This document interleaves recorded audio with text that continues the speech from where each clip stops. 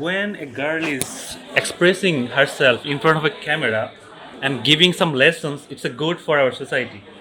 And she is telling that. I'm disagreeing the fact because I think you don't have to be feel empowered like just talk in front of the camera. You can also express your feelings Offline. offline.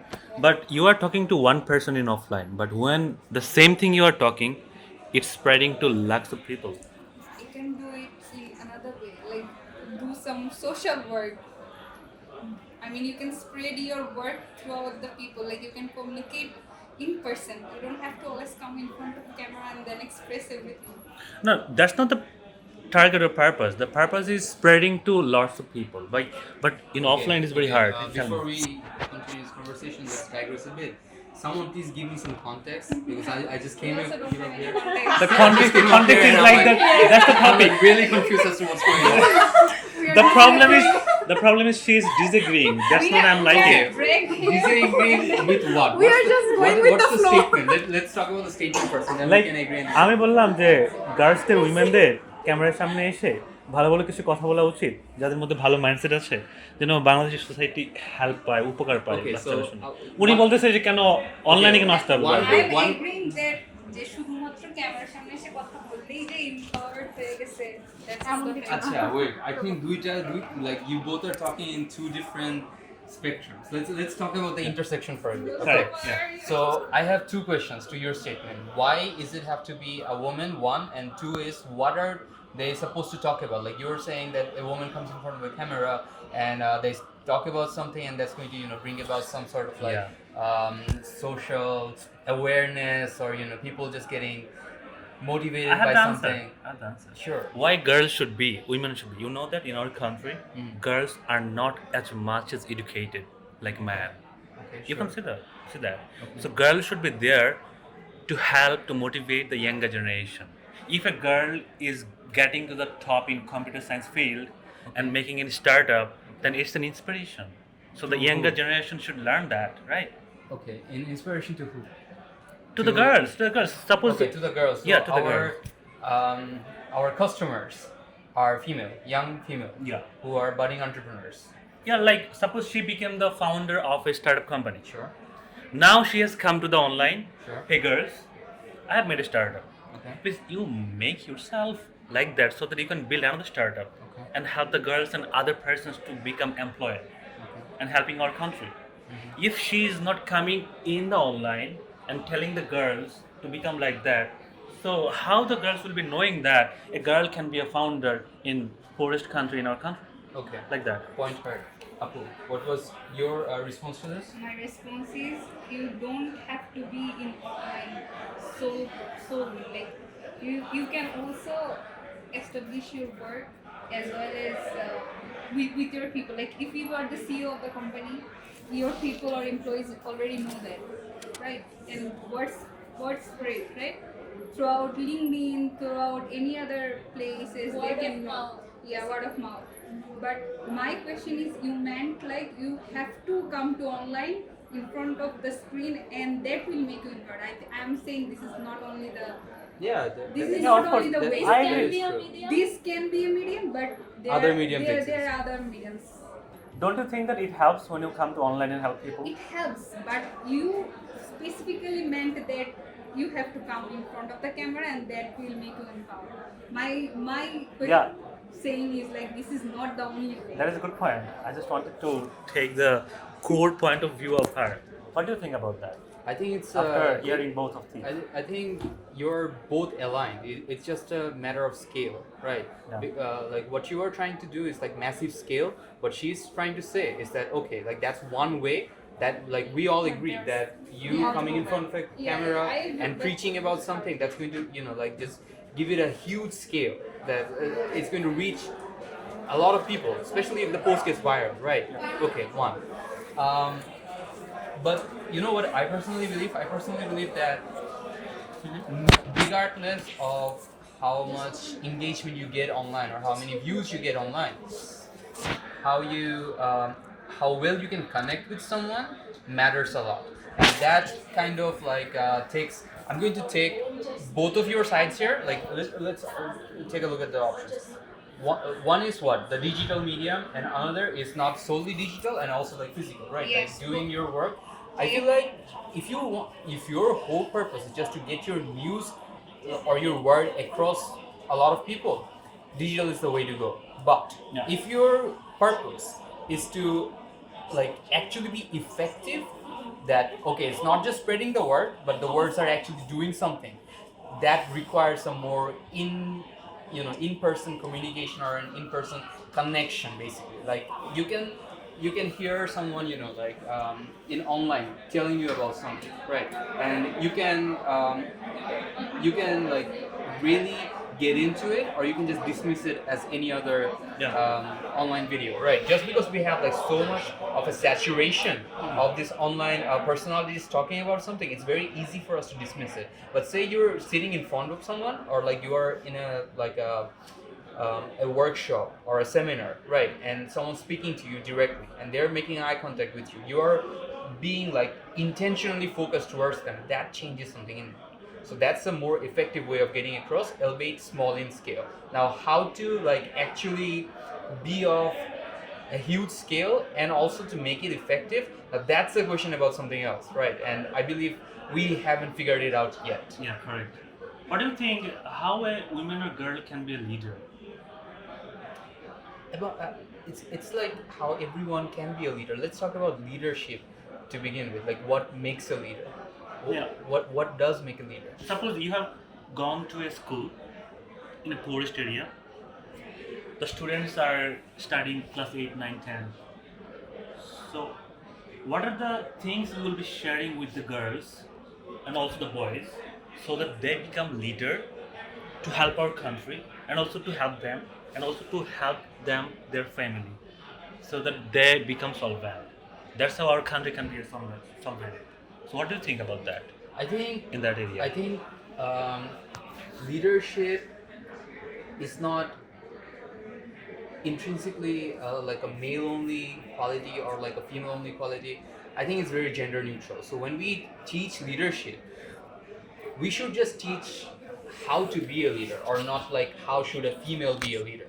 Like that's something that I believe that okay, like if you are trying to marginalize leadership by the genders, or like categorize leadership by the genders, this sets a very very bad precedence as to like what's coming up, like a male centric learning on how leadership should be, and a female centric learning on how leadership should be, right? So when you're like devising your teaching of leadership based on the two genders, one is like they are going to be biased towards one side, right? Like the male centric learning is going to be more of a masculine leadership focused, and the female centric learning will be a more feminine focused leadership, right? So instead of that, I believe just teach what a leader is. That's it. Like the males and the females can have their own interpretation of it. Like let me ask you this: what is a leader? Like what makes a leader a leader? I think taking the ownership and doing the work with his or her best effort, Okay. taking the ownership Sure. and doing it with the best quality by trying to do it in a better way. Okay. That's So- the thing I think. Okay, so let's talk about AGT, right? Yeah. So AGT has like well-defined leadership, right? And you talked about ownership. So what happens when you are assigned a task and you're the only one working in that task, right? You do need to have certain ownership on that, but Yeah. then again, that doesn't necessarily mean you are a leader. I think the most important thing that a leader does is setting the vision. That's something, because Exactly. there are basically two things that makes a good leader according to me, and take it from someone who led a startup. Of Okay, course. so a bit about me: I had a startup, profile.ai. I was the CEO of that, and that's where my experience comes in. Sure. So to be a leader, you have to set the vision for everyone to follow, because we human beings, we have like so many things to worry about, that if you're trying to take ownership of something, that means that okay, you are like you can be a founder yourself, right? You can be a boss yourself, but a lot of us will not go to that length. So what do you do then?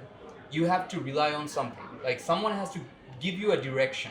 okay, like this is where we are moving towards, this is what your efforts are realizing, right? So setting the vision is the most important part, and the another thing is like that's going to be a bit debatable, is that like when we become bosses, we have this notion that okay, like now people come work for me, Yeah. people work for me. That's, I categorize them personally as the bad kind of leaders. The good kind of leaders, they work for the people they're working with. So it's like, if you are my teammates, I work for you so that you have a clear vision on what to work for and your work gets easier. I help you make millions so you can help me make billions. That's the thing. Like, we help each other. It's not like, okay, I give you a platform, now just work. No. I have one question. Sure. Like, why are you setting the vision when you think that you have the ownership of your company? Then that is coming that, yeah, I have to set my vision and I Okay. have to hire the people to do my job, to do my work. So don't you think that ownership comes before setting the vision? I think if you own up to something, I think it's conditional. For you to have ownership over something, that can go both ways. That can either be to lead a team, that can be to finish a task, that can be just to achieve a mission. Okay, so let's talk about that. That generalizes the whole thing. Achieving a mission. Yeah. So achieving a mission, that also like means leading a company, or it could also mean completing a task completely, right? So ownership can be defined by that. Now, about the vision part, right? So the vision part has to do what? It's long term. It's like a proper direction. Like, what am I doing and what is that achieving, right? Like, what is it moving forward? So I think if you have ownership of a company, no, that defeats the purpose, because you do need to have vision for the company first to start it, right? So like, when we're talking about the context of a company, I believe that you need to have like a vision of a company first and then take an ownership of it, right? Like, you don't like do, okay, I'm going to do something, and then what? Like, Then- someone then- questions you, what? Like, then you don't have any vision. You have to need the vision to start a company. Then what is ownership then? Ownership is when you have that vision and you start actualizing that. Like, say we all have like different thoughts, right? Like, with different plans, that we want to do this, we want to do that, we want to be of this service, we want to sell this, we want to sell that. Sure, it's all in our head, but actually bringing it into the world, like doing the work itself, that's ownership. Like, no one's telling you to do this and that. You doing it out of your own volition because you believe in the vision. That's yeah, okay, so that we got to that part. Believing in the vision, that necessitates or that facilitates ownership, because otherwise what do you own, right? So I think vision comes first before ownership. Like, so you're a founder. Yeah, Are you a successful founder or failure founder? I'm a failed founder. So I what did have no. what, what did you learn from that experience? Never to date your employees. So what are the actions you are going to do to solve that problem? To solve the problem of my failed startup. Yeah. I'm not going back into that. I think we can talk about what I should do. That's the for thing, my I'm next saying. startup. Like, action point to go to the next startup. So in the next startup, you will not do the same mistake you did. So how are you planning, and what are the action points you're taking care of that so that you can be successful in the next startup? Going lean, one. Like, I hired too fast, too soon. That's a mistake that I made. That's a poor mistake that I made in my startup. The second is obviously being very selective of who you pick up to be in your team, and defining proper boundaries, setting the company culture. These are all important. So yeah, next time I just don't repeat these mistakes that I did. Like, when I start my next startup, I'm not going to take up teammates before I actually need them. Not to just like delegating my own work. Like, I need to have the proper ownership of that, do the task myself first, so that by the time that I have the need, actually the need to hire someone, they don't have to start something by themselves. They can work from where I left off. Yeah, I'm hearing the one word hiring. How much hiring is important Oh, it's to start a complete startup? zero. Zero? Yeah, you don't need to have anyone other than yourself to start a startup. Even you don't even need a product or even a website to start a startup. So how Yeah. to do that? Okay, the easiest way to start a startup, the most accessible way, is just the tools that Google provides you. Google Sheet, that's your superpower, that's your super tool. You like what does a startup do? Hmm. What does? Like solving a problem Exactly, solving a by a problem by a system or medium or by a system or a platform. medium, right? So how do you start a startup without even having the product, right? So what does your product do? It enables a problem, a solution to a problem at scale. Yeah, like you're being able to service a lot of people. Your system is being able to service a lot of people. So the way you start a startup without anything is by making yourself the system. The system is you. So whatever your startup is supposed to do, you do it by yourself first. Sure, it's not going to be scalable, but that doesn't matter. You start it, and that's what people look for. That's what like sets date startups against like active startups. For example, let's talk about Pathao. Pathol. Yeah, like that's a very relatable example. When Pathao started, they didn't have their website. No, they had a Facebook group. They had a Facebook group. They didn't have their application. They had a Facebook group. Okay, like we are testing it out. Do you want to go from here to here? We have riders that can take you there, and that tested the concept.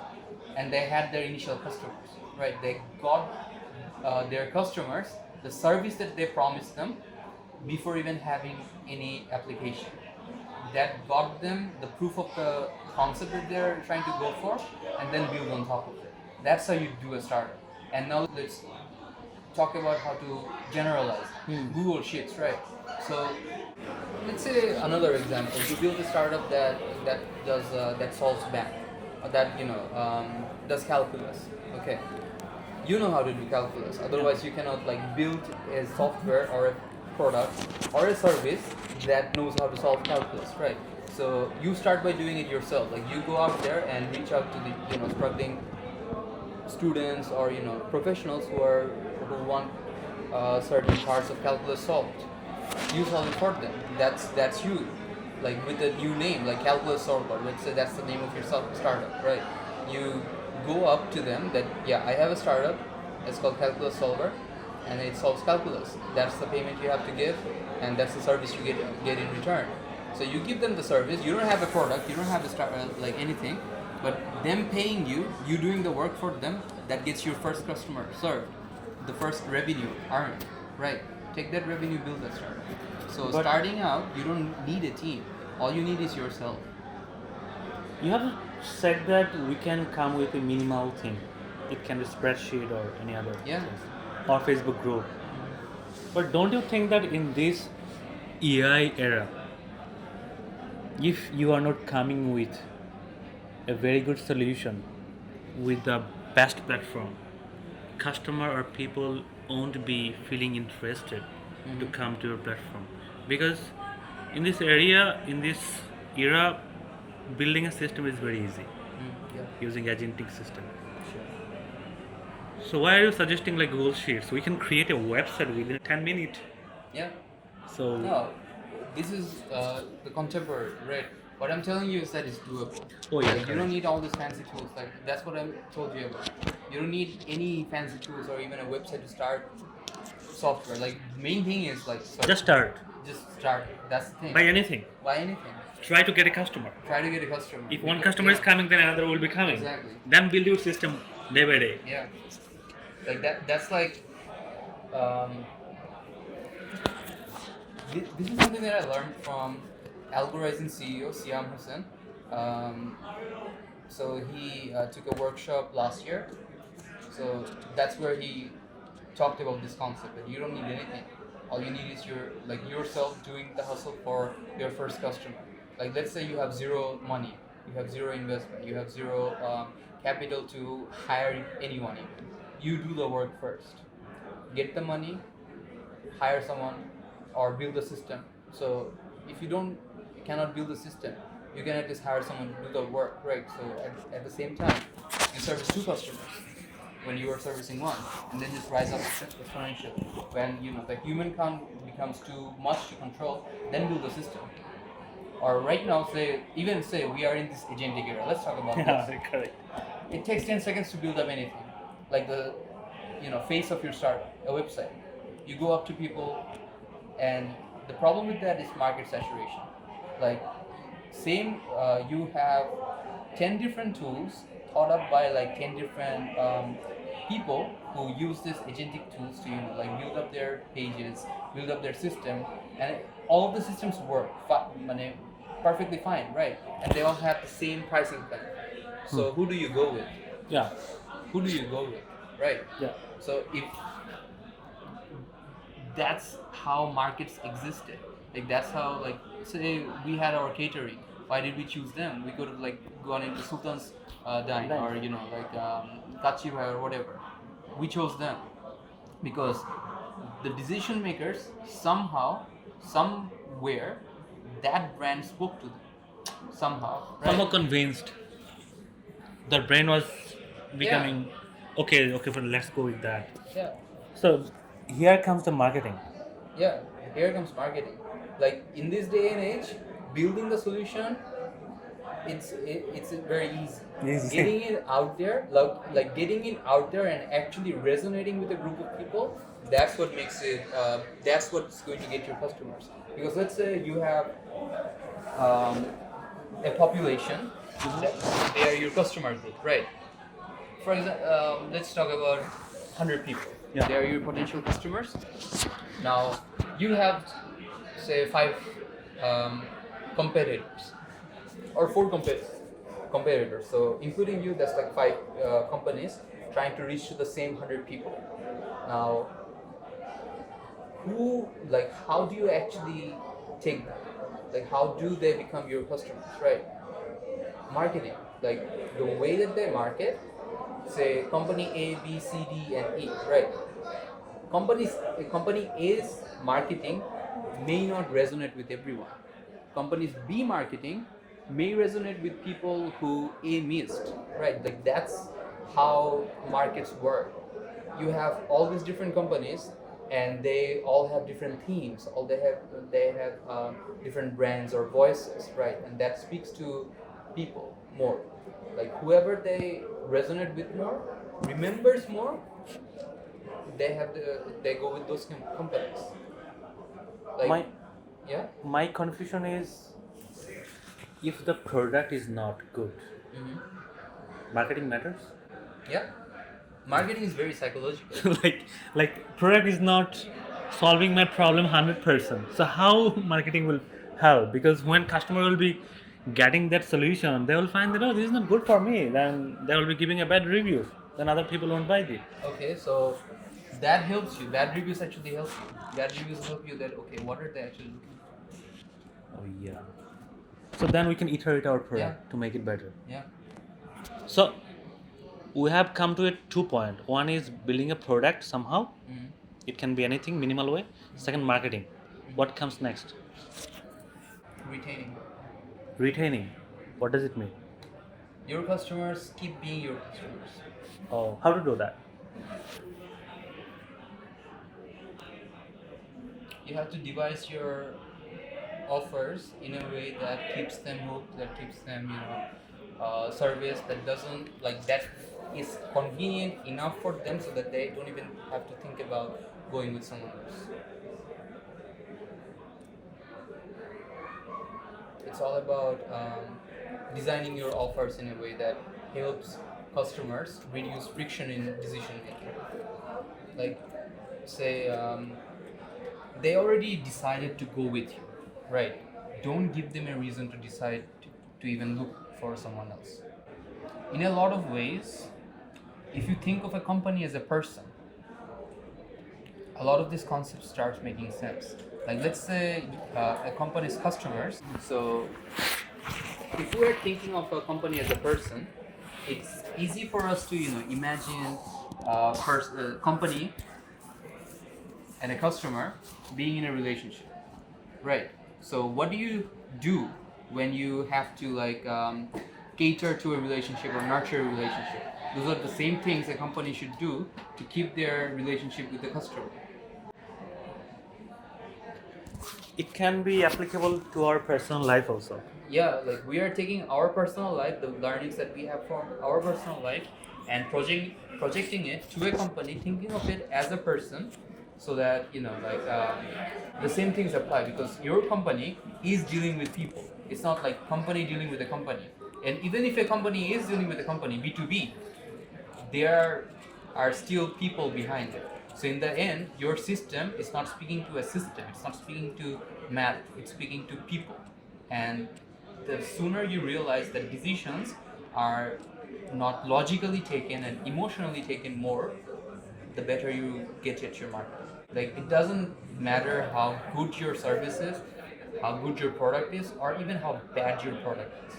What matters is how much influence you have over your customers' emotions. Makes sense. Okay, I got third number point, retaining. What comes next? That's it. Like, That's it. that's the loop. Like, what else do you need? You have your, okay, like even if we are talking about the whole life cycle of it, you have your service.